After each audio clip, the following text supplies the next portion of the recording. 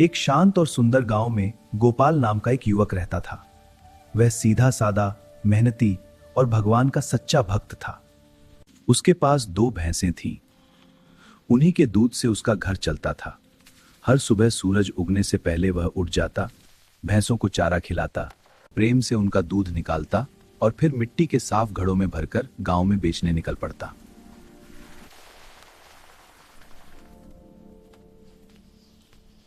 गांव के बाहर एक छोटा सा शिव मंदिर था। मंदिर भले ही साधारण था, पर वहां की शांति मन को छू लेने वाली थी।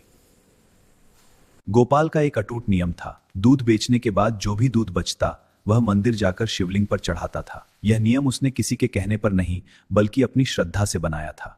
उसका मित्र रघु अक्सर उसे चिढ़ाता। अरे गोपाल, थोड़ा सा बचा दूध भी बेच दिया कर, कुछ पैसे और मिल जाएंगे। गोपाल मुस्कुराकर जवाब देता, रघु, यह दूध भी तो भगवान की देन है, थोड़ा सा उन्हें अर्पित कर दूं तो क्या बुरा है। रघु सिर हिलाकर कहता, तू बड़ा भोला है। लेकिन गोपाल का विश्वास अडिग था। एक दिन अचानक मौसम बिगड़ गया। तेज बारिश शुरू हो गई। रास्ते कीचड़ से भर गए। गोपाल दूध बेचने निकला ही था कि उसका पैर फिसल गया। घड़ा गिर पड़ा और दूध मिट्टी में मिल गया। सारा दूध खराब हो गया। वह उदास होकर मंदिर की सीढ़ियों पर बैठ गया।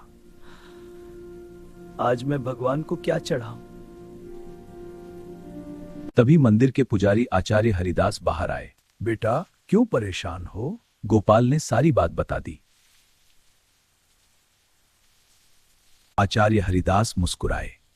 बेटा, भगवान वस्तु नहीं, भाव देखते हैं। अगर दूध नहीं बचा है तो खीर बना ले और भोग लगा दे। गोपाल को यह बात अच्छी लगी।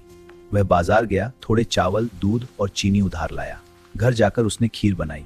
जब खीर तैयार हुई तो उसकी सुगंध पूरे घर में फैल गई। वह खीर लेकर मंदिर पहुंचा और बोला, प्रभु, आज दूध नहीं बचा, यह खीर स्वीकार कीजिए। उसने श्रद्धा से भोग लगाया और फिर पूरे गांव में प्रसाद बांट दिया।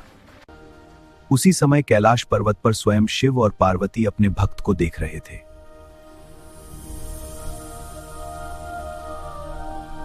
स्वामी, आपका यह भक्त बड़ा निष्कपट है। पार्वती, इसकी भक्ति की परीक्षा लेनी चाहिए। दोनों ने योजना बनाई। अगले दिन वे व्यापारी और उसकी पत्नी का रूप धरकर गोपाल के घर पहुंचे। बेटा, हमने सुना है तुम्हारा दूध बहुत शुद्ध है। हम रोज तुम्हारा सारा दूध खरीदना चाहते हैं। सारा दूध? हाँ, जितनी कीमत मांगो देंगे। मैं सारा दूध नहीं बेच सकता। थोड़ा दूध मैं भगवान के अभिषेक के लिए अलग रखता हूं। हम दोगुनी कीमत देंगे। क्षमा कीजिए, पर वह दूध मैं किसी को नहीं दे सकता। व्यापारी दंपति मुस्कुराए और वहां से चले गए। शाम को गोपाल दूध बेचकर लौट रहा था। उसके पास थोड़ा दूध बचा था, वही जो वह भगवान को चढ़ाने वाला था। अब भगवान शिव और माता पार्वती ने गरीब वृद्ध दंपति का रूप धारण किया। वे मंदिर की सीढ़ियों पर बैठ गए। बेटा, हम बहुत भूखे हैं, क्या थोड़ा दूध मिलेगा? गोपाल ठिठक गया। उसने घड़े की ओर देखा। यह दूध तो भगवान के लिए है, उसने मन ही मन सोचा। फिर उसने वृद्ध दंपति की थकी आंखें देखीं। वह तुरंत आगे बढ़ा। बाबा, यह सारा दूध ले लीजिए। बेटा, क्या यह भगवान के लिए नहीं था? आप जैसे जरूरतमंद की सेवा ही तो भगवान की सेवा है। अचानक चारों ओर प्रकाश फैल गया। वृद्ध दंपति अपने दिव्य स्वरूप में प्रकट हो गए।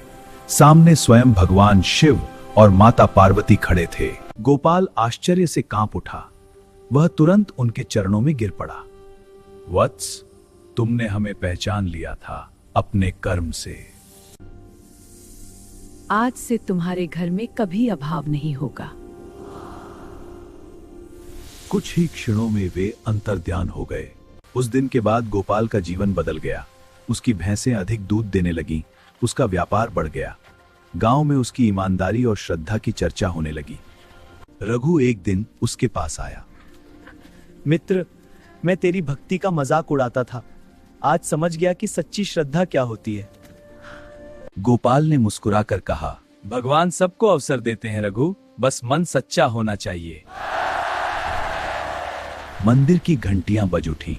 सच्ची भक्ति निस्वार्थ सेवा में है। ईश्वर को वस्तु नहीं, प्रेम और विश्वास चाहिए। जो दूसरों की सहायता करता है, भगवान उसकी सहायता स्वयं करते हैं। हर हर महादेव। ऐसी ही दिव्य और भक्ति से भरी कहानियों के लिए हमारे चैनल डिवाइन टर्बो टेल्स को लाइक, शेयर और सब्सक्राइब करना न भूलें। नेक्स्ट वीडियो में मिलते हैं। धन्यवाद।